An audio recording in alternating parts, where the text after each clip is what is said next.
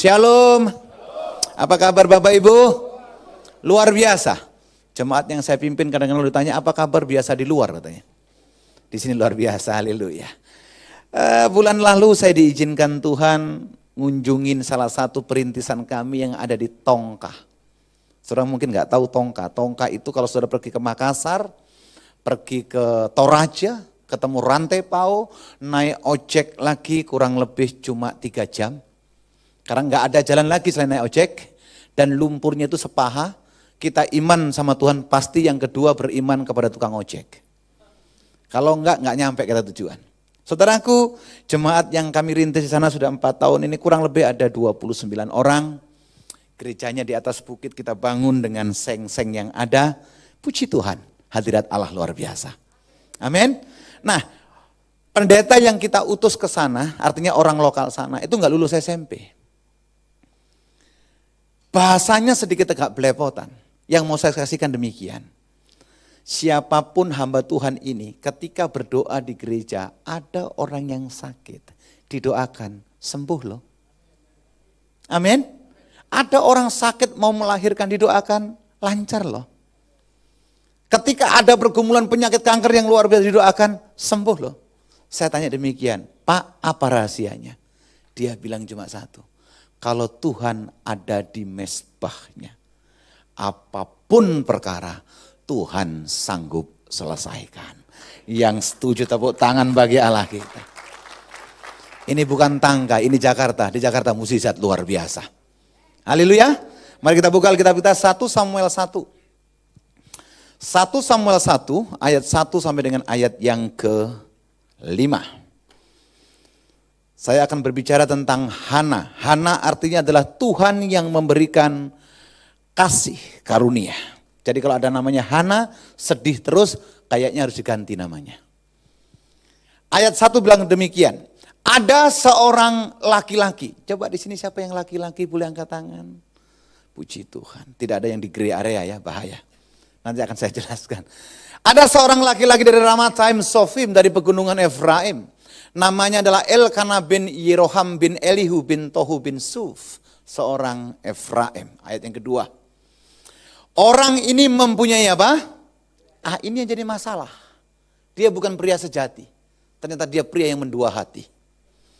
Orang ini mempunyai 2 istri. Yang seorang bernama Hana. Nah, artinya Hana ini adalah Tuhan yang memberikan kasih karunia.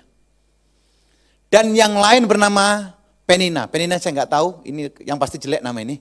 Masa perempuan namanya Penina? Jelek kali ini. Penina mempunyai anak, tetapi Hana tidak. Ayat yang ketiga. Orang itu dari tahun ke tahun pergi meninggalkan kotanya untuk sujud menyembah dan mempersembahkan korban kepada Tuhan semesta alam di Silo. Di sana yang menjadi imam Tuhan ialah kedua anak Eli, Hofni dan Pinehas. Ayat yang keempat. Pada hari Elkanah mempersembahkan korban, diberikannya kepada Penina istrinya dan kepada semua anak yang laki-laki dan perempuan masing-masing sebagian. Yang kelima, meskipun ia mengasihi Hana, nah ini kebiasaan orang Yahudi Bapak Ibu dikasihi Tuhan, istri yang sah bukan dapat 1 bagian, istri yang sah dapat 5 bagian. Tapi karena hatinya Elkanah sudah cedera, Alkitab demikian, meskipun Elkanah mengasihi Hana, ia memberikan kepada Hana hanya apa? 1 bagian. Baca ayat selanjutnya dengan yang keras. Sebab, saudara lihat baik-baik ayat ini. Sebab Tuhan telah apa? Menutup kandungan Hana. Dengan kata lain, kalau terjemahkan bahasa umum saudara yang dikasihi Tuhan, takdir Hana itu adalah mandul. Betul tidak? Tolong ayat yang kelima, tolong jangan ditarik dulu. Sebab Tuhan yang melakukan ini adalah Tuhan. Jadi konteks ayat ini saudaraku, Hana datang ke Silo dari Rama, mau memberikan persembahan yang terbaik di rumah Tuhan, tapi hatinya luka. Ada 4 alasan kenapa Hana itu menderita di rumah Tuhan. Yang pertama, dia dimadu oleh Elkanah. Ibu-ibu mau dimadu tidak? Enggak mau. Mau madu? Oh madu mau, puji Tuhan. Ya, yang kedua saudaraku, diperlakukan tidak adil. Diperlakukan tidak adil. Yang keempat, Tuhan bilang begini, sebab Tuhan telah menutup kandungannya. Coba ayat yang ke-6, ayat yang ke-6. Ayat yang ke-6. Tetapi madunya selalu menyakiti apa? Hatinya, supaya apa? Ia gusar. Pak Bu, ayat perkataan gusar ini sangat dalam. Kenapa? Banyak orang tujuannya meninggalkan rumah menuju ke gereja ibadah. Tapi gara-gara hal sepele, sukacita kita menjadi hilang. Betul tidak? Gara-gara rundingan demikian suami istri di mobil. Habis ibadah nanti makan di mana? Istrinya jawab, terserah lu. Kok kamu bilang terserah? Gara-gara sepele. Sukacita itu hilang. Kita sudah nyetir mobil enak-enak mau ke gereja saudaraku. Anak kita tiba-tiba menangis teriak-teriak. Dan kita mulai hilang damai sejahtera. Ingat, sejak zaman perjanjian lama, iblis memang selalu membuat hati orang benar itu gusar. Penderitaan Hana yang keempat apa? Tolong ayat ke-6 tampilkan. Karena Hana terus disakiti oleh Penina. Karena Tuhan telah menutup apa? Pak Bu, lihat saya sebentar. Dalam satu pasal ini jelas sekali Tuhan berbicara apa? 2 kali Tuhan telah menutup kandungan Hana. Kita tidak keluar kemana-mana, konteks pasal ini saya mau tanya. Keputusan Tuhan bisa diubah atau tidak? Yang bisa angkat tangan. Oke, yang tidak bisa. Alkitab bilang begini loh, yang suam-suam kuku dimuntahkan. Yang bilang bisa, oke. Yang tidak bisa? Pak, Bu, ayo kita belajar. Benar enggak keputusan Tuhan bisa diubah? Sorry, koridornya ayat ini. Jawabannya nanti. Yang jelas saya mau sampaikan Bapak Ibu yang dikasihi Tuhan Yesus Kristus. Kondisi daripada Hana apa? Kondisi yang tidak baik. Kondisi daripada Hana apa? Kondisi yang mengalami depresi yang luar biasa. Tetapi yang luar biasa, tidak ditemukan satupun ayat yang menyatakan akhirnya Hana putar balik, gak jadi ke gereja, gak jadi ke rumah Tuhan karena masalah. Statement saya pagi ini, seberat apapun masalahmu, ketika engkau datang kepada Tuhan, bagi Tuhan tidak ada yang mustahil. Amin. Orang boleh jegal saudara, orang boleh fitnah saudara, orang boleh halangi saudara. Tapi Alkitab bilang, kalau Tuhan yang membuka, tidak ada satupun yang dapat menutupnya. Yang amin cuma 5, aku bengok-bengok ini. Amin. Betul. Orang boleh mereka-rekakan yang jahat atas kita. Orang boleh menutup relasi-relasi kita dengan perkataan-perkataan sia-sia. Tapi sekali lagi, kalau Tuhan yang memulai, Tuhan pasti akan menyelesaikannya. Amin. Nah, kita belajar daripada Hana. Sekalipun punya masalah, punya pergumulan, hinaan dan cercaan, dia tidak pernah undur daripada Tuhan. Apa rahasianya? Coba lihat ayat 9. Boleh? Multimedia tolong.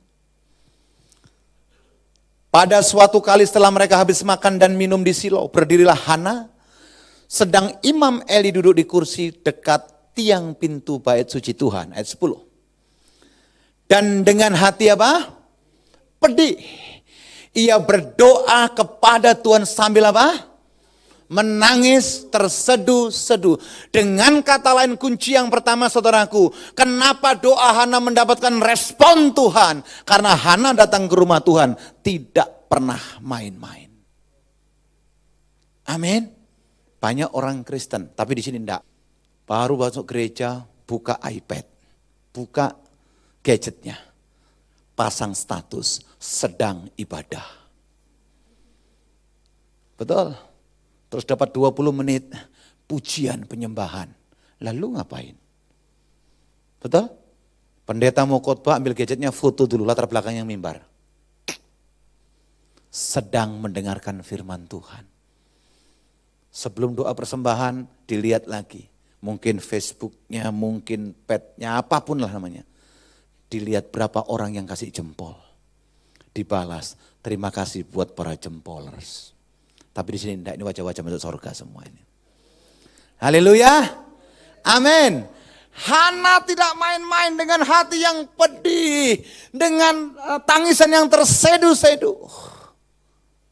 Dia menghadap Tuhan. Dia tidak peduli perkataan Imam Eli. Dia tidak peduli dengan cercaan Hofni dan Pinehas. Dia tidak peduli dengan apa? Dengan perkataan Elkana. Dia tidak peduli dengan cacian daripada Penina. Pak, Bu, kalau hari ini engkau fokus kepada Tuhan, apapun pergumulanmu, bagi Tuhan ada jawaban. Amin. Ya, bagi Tuhan pasti ada jawaban. Klik ayat yang ke-11. Yang ke-11. Kemudian bernasarlah Hana, katanya. Ini bukan doa yang biasa. Ini doa yang disertai dengan nasar. Saya ingatkan Bapak Ibu yang pernah bernasar, kalau engkau nasarmu ucapkan dengan sadar, sampai hari ini belum engkau penuhi, cepat lakukan. Sampai kapanpun Tuhan akan kejar itu. Betul? Saudara mungkin bernasar demikian, ketika aku sakit, disembuhkan Tuhan, aku mau melayani. Saudara tidak melayani, saudara akan dikejar sampai kapanpun oleh Tuhan. Amin. Saudara mungkin begini, nanti kalau dapat gaji ke-13, saya akan santuni orang-orang miskin atau anak-anak yatim piatu. Saudara mampu, tapi tidak saudara lakukan. Maafkan saya, nasar saudara pasti akan dikejar. Banyak orang tidak diberkati Tuhan, tidak dipulihkan Tuhan, tidak sampai ke destiny ilahi. Kenapa? Karena terganjal dengan nasarnya. Makanya jangan gampang bernasar. Kalau engkau tidak dalam on track iman kepada Tuhan. Yang jadi masalah apa? Banyak orang bernasar ketika emosi. Banyak orang bernasar ketika hatinya galau. Amin. Bilang kanan kirimu, jangan suka galau. Haleluya. Klik tolong ayat 11 tadi. Kemudian bernasarlah Hana, katanya, Tuhan semesta alam, jika engkau sungguh-sungguh memperhatikan sengsara hambamu ini dan mengingat kepadaku dan tidak melupakan hambamu ini, tetapi memberikan kepada hambamu ini seorang apa? Anak. Bukankah ayat ini kontradiktif dengan ayat yang kelima dan keenam? Bukankah Tuhan sudah berkata, Hana engkau mandul, Hana engkau tidak bisa melahirkan. Maaf saudara yang dikasihi Tuhan, zaman di mana Hana hidup seorang perempuan yang tidak punya anak, itu merupakan aib daripada seorang perempuan. Hana tahu persis Tuhan telah berkata, Hana tahu persis Tuhan telah apa? Bersabda buat dia. Tolong ayat 11 lagi. Tetapi memberikan kepada hambamu ini seorang anak laki-laki. Maka aku akan memberikan dia kepada siapa? Kepada Tuhan. Jadi dia berdoa, bernasar supaya anaknya menjadi nasir. Apa itu nasir? Orang yang dikhususkan sebagai hamba Allah. Alkitab jelas mencatat yang paling menonjol nasir ada dua, yaitu Samuel. Satunya lagi adalah Simson. Yang jadi masalah, Simson mengakhiri kenasirannya dengan kegagalan. Tapi Samuel dengan keberhasilan. Amin. Salah satu syarat nasir yang saya pelajari adalah yang pertama, seorang nasir tidak boleh berhubungan badan. Artinya melakukan hubungan suami istri dengan orang yang bukan bangsa pilihan.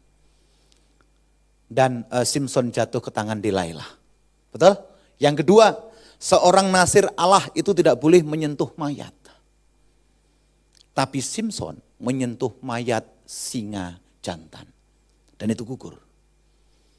Yang ketiga, nasir tidak boleh potong rambut. Makanya ayat ini saudaraku, tolong ayat 11. Tolong berikan lagi.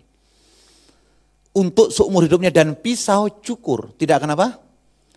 Saudara yang dikasih Tuhan, yang ketiga seorang nasir tidak boleh potong rambut. Tapi tiga-tiganya Simson itu langgar.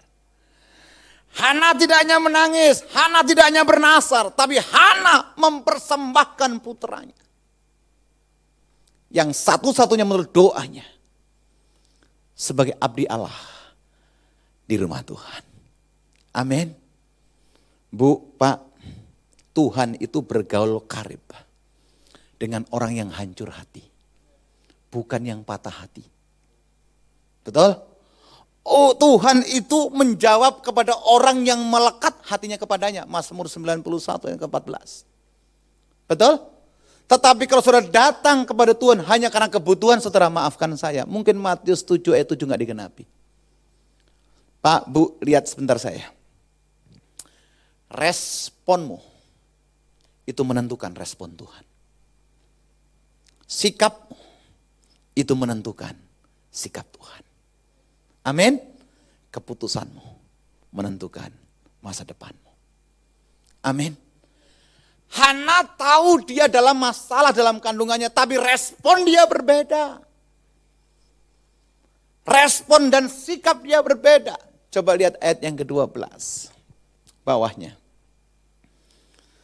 Ketika perempuan itu terus-menerus berdoa di hadapan Tuhan, maka Imam Eli mengamat-amati mulut perempuan itu. Ayat 13. Dan karena Hana berkata-kata dalam hatinya dan hanya bibirnya saja yang, tetapi suaranya tidak kedengaran, maka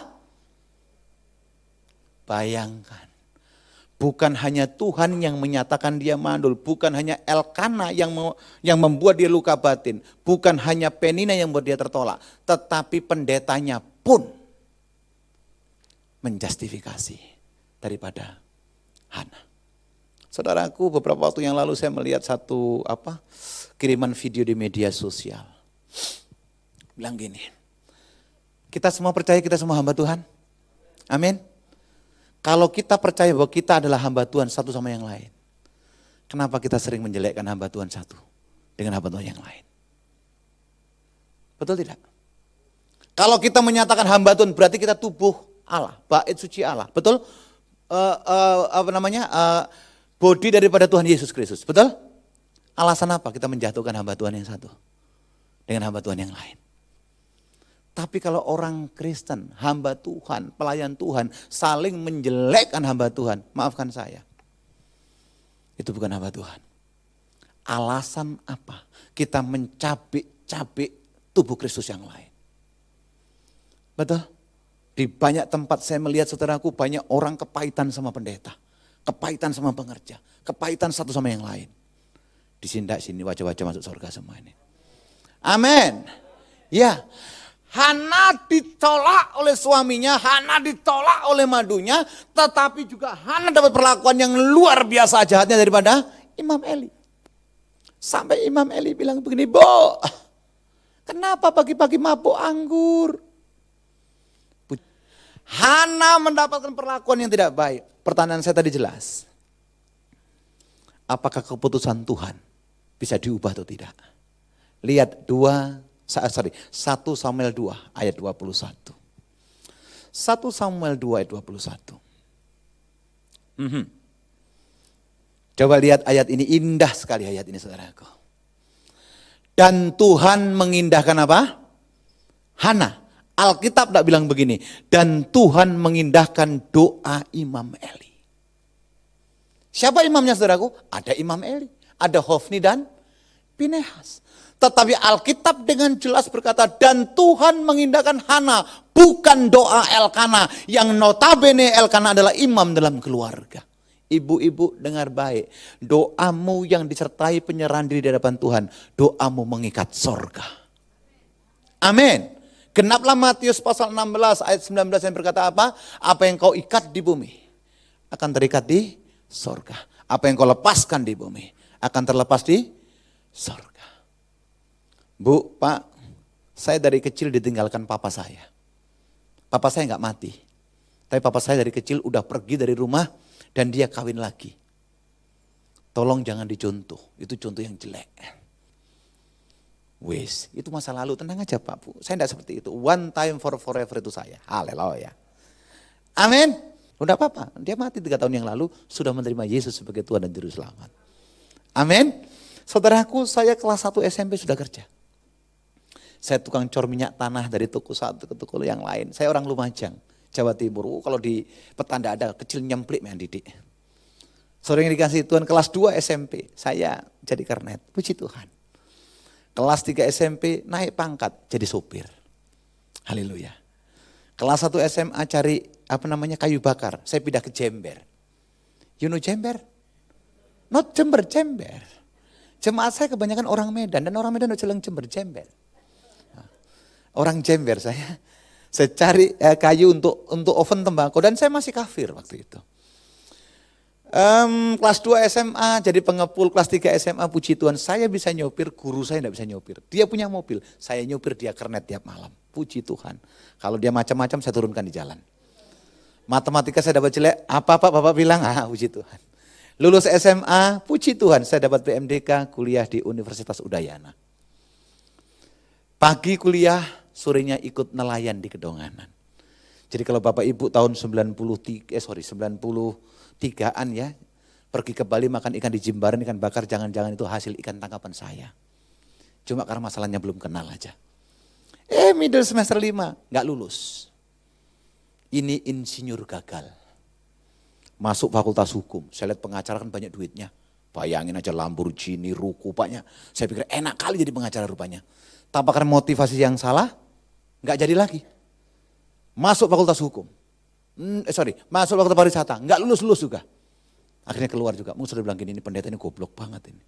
Nggak, masalahnya cuma satu. Nahadong hepeng. Itu aja masalahnya. Puji Tuhan. Tanggal 9 April tahun 2000 pas, saya dibaptis oleh pendeta Timotius Arifin. Jadilah nama saya Abraham. Lihat model kayak pentol korek gini, mana ada namanya Abraham kayak begini. Nggak ada lah. Nama Abraham tuh keren. Nama asli saja adalah Gangsar Sugiyo Pranoto Askadi Siswo Widitarto. It is my name. Makanya dulu istri saya, pacar saya bilang gini, kalau nggak hafal nama aku 2 minggu aku pindah ke lain hati. Tapi karena sayangnya 2 jam dia hafal, puji Tuhan. Amin. Dibaptis dikasih nama Abraham. Sejak saat itu saya mengenal sama orang, my name Abraham. Haleluya. Jangan panggil Gangsar lagi, jangan deh. Itu Gangsar itu deso. Pakai aja nama Abraham. Meskipun KTP saya masih Gangsar. Haleluya. Tahun 2006 Tuhan izinkan saya masuk seminari Bethel. Kuliah, wis tuwek. Puji Tuhan, lulus. Jadi STH, Sarjana Tinggi Hati. Bukan, Sarjana Teologi. Haleluya. Tahun 2010 saya selesaikan Master Teologi saya. Tahun 2012 saya selesaikan Master Pendidikan Agama Kristen saya. Tanggal 15 Agustus kemarin Tuhan kasih anugerah. Saya selesaikan Doktor Teologi saya. Nama Tuhan dipermuliakan. Amin. Karena saya tahu persis Tuhan berikan jalan itu luar biasa. Karya penebusannya luar biasa. Ketika saya percaya kepada Kristus, saya tidak akan pernah main-main lagi. Amin. Kenapa banyak doa tidak dijawab? Karena doanya main-main. Coba lihat Hana lagi. 1 Samuel 2 ayat 21. Dan Tuhan mengindahkan siapa? Hana. Sehingga dia apa? Bukankah ayat ini bertitik tolak dengan 1 Samuel 1 ayat 5 dan 6 tadi? Betul tidak? Sehingga Hana mengandung dan melahirkan berapa? 3 anak laki-laki dan 2 anak. Permintaan Hana berapa? Permintaan Hana berapa? Saya tadi ingat sekali worship leader yang terakhir bilang Tuhan menjawab lebih. Coba buka Efesus 3:20. Efesus 3:20, nanti kita balik ke ayat ini. Efesus 3:20, coba lihat saudaraku. Haleluya. Ayo baca secara berjamaah. 3, 2, ja. Bagi dialah yang dapat melakukan jauh daripada yang kita apa? Doakan atau pikirkan, seperti yang ternyata dari kuasa yang bekerja di dalam diri. Hanya bagi Yesus yang sanggup melakukan segala sesuatu lebih yang dari apa kita pikirkan. Saya mengajarkan di jemaat yang saya pimpin, berhenti dengan doa-doa munafik. Saya mengajarkan jemaat yang saya pimpin, berhenti dengan doa-doa yang tidak jelas jurusannya. Doa yang munafik contohnya begini loh Pak, Bu. Tuhan yang penting aku bisa makan. Now, saudara tidak hanya bisa makan, tapi saudara akan berkelimpahan. Amin. Tuhan yang penting anakku sekolah. Tidak, anakmu akan seperti anak panah yang tajam di tangan pahlawan. Dia melesat luar biasa dan berhasil. Nama Tuhan dipermuliakan. Amin. Tuhan yang penting suamiku ke gereja. No, suami saudara akan menjadi imam-imam yang luar biasa dalam rumah tangga. Amin. Tuhan yang penting bisnisku gak rugi. Tidak. Tuhan akan berikan kelimpahan secara luar biasa. Yang penting sikapmu di hadapan Tuhan. Yang penting responmu di hadapan Tuhan. Betul? Amin. Permintaan Hana cuma satu. 1 Samuel 2 ayat 21, tolong balikin. Permintaan Hana cuma begini, Tuhan berikan aku anak satu saja. Karena apa? Hana sadar permintaannya di-compare dengan ayat 5 dan 6 tadi. Coba lihat, sehingga dia mengandung dan melahirkan 3 anak laki-laki dan 2 anak perempuan lagi. Sementara itu makin besar Samuel yang muda itu di hadapan Tuhan. Jadi anak Hana berapa? 6. 3 laki-laki dan 2 perempuan. Tambah Samuel. Berarti apa yang didoakan Hana direspon oleh Tuhan. Karena respon Hana benar di hadapan Tuhan. Aminnya kurang mantap. Amin. Pak Bu, suatu ketika saya diberkati oleh seorang ibu. Maaf, saya saksikan ini tidak punya tendensi apa-apa. Karena kebaikan Tuhan aja. Saya diberkati habis ibadah dengan ibu bawa satu box kecil saudaraku. Dia bilang gini, Pak Pendeta ini gift untuk Bapak. Ya kalau Tuhan gerakkan ibu itu, ya saya mengucap syukur. Saya terima saudaraku. Ternyata hadiahnya adalah belt. Begitu saya buka saudaraku, wow. Mereknya LV. Louis Vuitton apa Louis Vuitton, enggak tahu lah saudara yang lebih tahu daripada saya lah. Beberapa bulan berikutnya saya cek di Plaza Senayan. Harganya kurang lebih 5,4 juta. Bayangkan celananya saja enggak ada harganya 10%-nya. Ini jujur tidak ada dusta di antara kita. Haleluya. Amin. Saya pakai kemana-mana. Setiap saya khotbah saya nggak mau lagi pakai batik. Why? Kalau pakai batik LV-nya tidak kelihatan.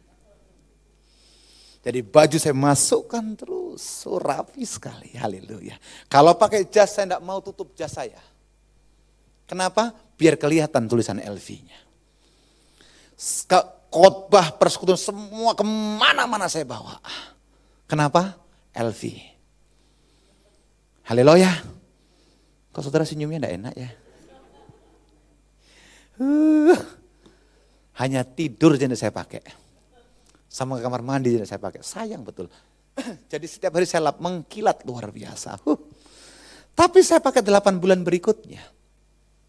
Itu lubang daripada pengaitnya itu molor. Apa molor itu? Ya molor lah saudara tahu ya. Melar ya itu melar.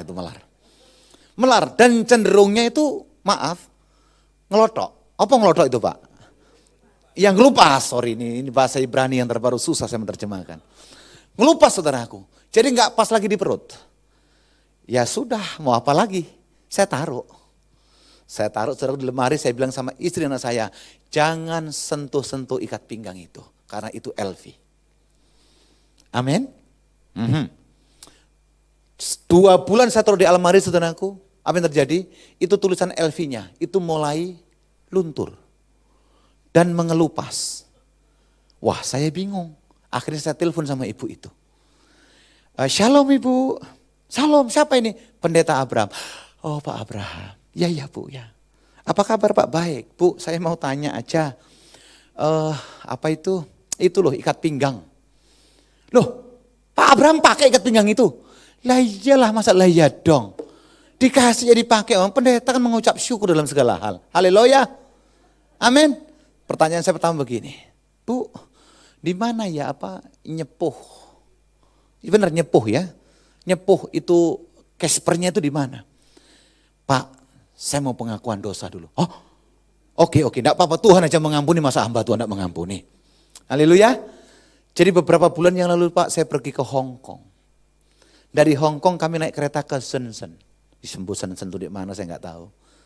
Mungkin dekatnya Mangga 2. Haleluya. Dan saya lihat Pak di situ itu ada ikat pinggang dan bagus Pak. Terus ibu kasih, lah apa salahnya Bu? Masalahnya Pak kalau dirupiahkan harganya cuma 180.000. Ini salah alamat ini. Ternyata KW 8. Dia enggak ada pesan Pak ini KW jangan dipakai, lain cerita kan begitu. Kalau ada KW-nya kan saya pakai foto aja update status lumayan kan, haleluya. Aku pakai kemana-mana. Saudaraku, jadi Pak tolong Pak Abraham jangan pakai lagi. Oh iyalah Bu itu udah melar Bu. Saya dapat kesaksian demikian. Lihat saya sebentar. Kalau manusia memberikan sesuatu bukan yang asli saja, kita mengucap syukur. Betul tidak? Masakan saudara kepada Allah yang tidak pernah ingkar janji, saudara ragu-ragu di hadapan Tuhan. Betul tidak? Masakan kepada manusia yang cenderung mengingkari janji, saudara percaya. Masakan sama Tuhan yang tidak pernah lalai menepati janjinya, kita meragukan janji Tuhan. Amin. Siapa yang pernah naik Gojek? Gojek. Yang pasti drivernya bukan saya, haleluya. Atau saya naikkan statusnya deh. Siapa yang pernah naik taksi? Semua pernah bukan? Pak, Bu, look at me.